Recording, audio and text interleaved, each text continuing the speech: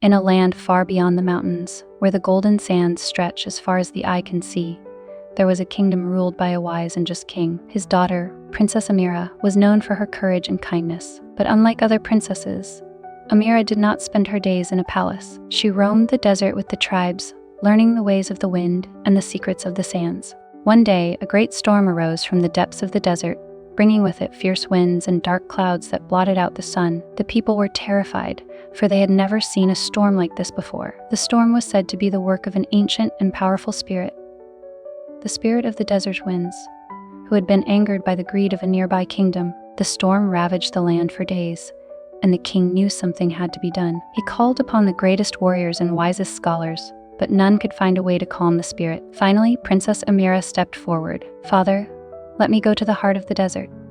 I will speak with the spirit of the desert winds and seek peace for our people." The king hesitated but knew his daughter was brave and capable. He agreed, and Amira set off alone, with only her camel and a small satchel of supplies. She traveled for days, facing the blistering heat by day and the freezing cold by night. But Amira was determined, and she pressed on, guided by the whispers of the wind. At last, she reached the heart of the desert, a place where the sand glowed with an eerie light. There, she found the spirit of the desert winds, a towering figure made of swirling sand and wind. The spirit's voice was like the roar of 1,000 storms. "Why have you come, child of the sands?" the spirit asked. "I have come to ask for your mercy," Amira replied, her voice steady despite the spirit's power. "My people have done you no wrong. Please, end the storm and spare our land." The spirit looked down at her, its eyes like glowing embers. "Your heart is pure, Princess Amira, but the storm cannot be stopped by words alone.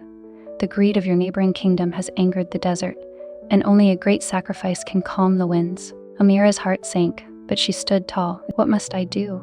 The spirit's gaze softened. "You must give up your royal life and become the guardian of the desert, bound to this land for eternity. You will roam the sands, guiding travelers and protecting the desert from harm.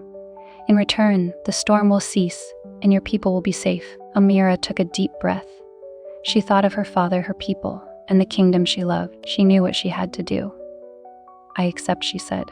With those words, the spirit wrapped her in a gentle whirlwind, and the storm began to die down. The dark clouds parted, and the sun shone once more on the desert. The spirit faded into the wind, leaving behind only a soft breeze that whispered Amira's name. From that day on, Princess Amira was known as the guardian of the desert. She watched over the sands, ensuring the balance between the desert and the people who lived there. And though she no longer wore a crown, she was the greatest princess the desert had ever known. And so, the kingdom flourished under her protection, and the tale of the brave Princess Amira was told for generations, a reminder that true royalty is not about power or riches, but about the courage to do what is right, no matter the cost.